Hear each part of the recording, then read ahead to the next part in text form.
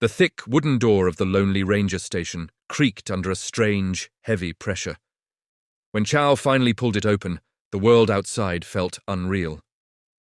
Standing on the worn porch boards was a full-grown male lion.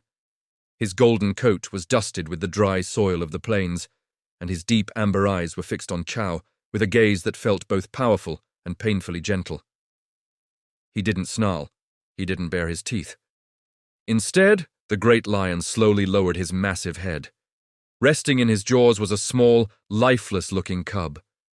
With careful, almost trembling movements, the lion stepped forward and placed the cub at Chow's feet. Then he backed away and sat down, lowering himself in a posture that looked less like dominance and more like pleading. In that moment, the ruler of the savannah wasn't a hunter. He was a father asking for help. Chow felt the heat of the sun on his skin, yet a cold shiver ran through him. One sudden move could mean disaster. Still, the sight of the fragile cub pushed fear aside. He knelt slowly, showing his empty hands. The cub's body was dangerously hot. Its breathing was barely there. A venomous bite had drained its strength, and time was slipping away. Chow rushed to his medical pack and pulled out anti-venom and fluids, supplies meant for emergencies with his own German shepherd. Every second felt heavy. The lion didn't move, didn't growl. He watched with intense focus, like he understood every motion.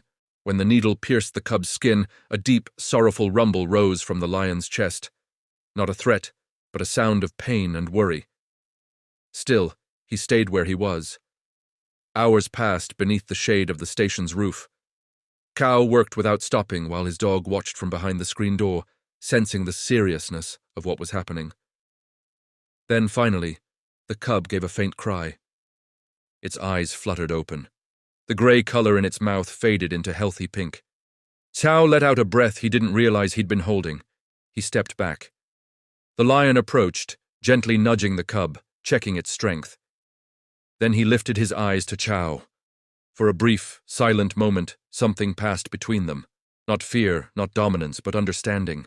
Without a sound, the lion picked up his cub and disappeared into the tall, waving grass. 6 months later, the dry land had transformed into a green sea after the seasonal rains. Chow was on patrol with his loyal German shepherd at his side. Suddenly, the dog caught a scent and bolted into the tall grass before Chow could stop him. Moments later, sharp, frantic barking cut through the wind, followed by a chilling sound, the wild laughter of hyenas. Chow ran. When he reached a rocky clearing, his heart dropped. His dog was trapped against a stone wall, surrounded by a large hyena clan. They circled in a deadly rhythm, snapping and testing him, waiting for weakness. Then Chow shouted and hurled a branch, but the hyenas barely reacted. They were closing in. Then the earth seemed to shake. A thunderous roar exploded from the bushes behind them. The hyenas froze and then scattered in terror. Out of the grass stepped a massive male lion, his mane glowing in the sunlight. He leaped forward, landing between the dog and the remaining predators, standing like a living shield. The last of the hyenas fled. The lion turned his head and sniffed the air around the trembling German shepherd. There was no threat in his posture, only calm. That's when Chow realized it was the same lion the father remembered. The dog stepped forward slightly, sensing safety instead of danger. For a moment, man, dog, and lion stood together in silence, connected by a debt that crossed the boundaries of species. When Chow finally reached his dog and grabbed his collar, the lion stepped back. From the tall grass emerged a strong, healthy young cub, nearly half his father's size.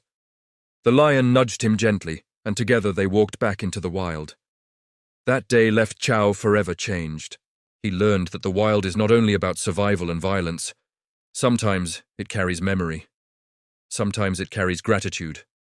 Kindness, he realized, doesn't belong to humans alone.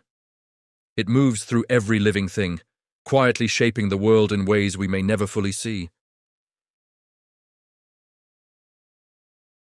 A lion and his growing cub continue their lives, perhaps remembering the man who once gave them hope.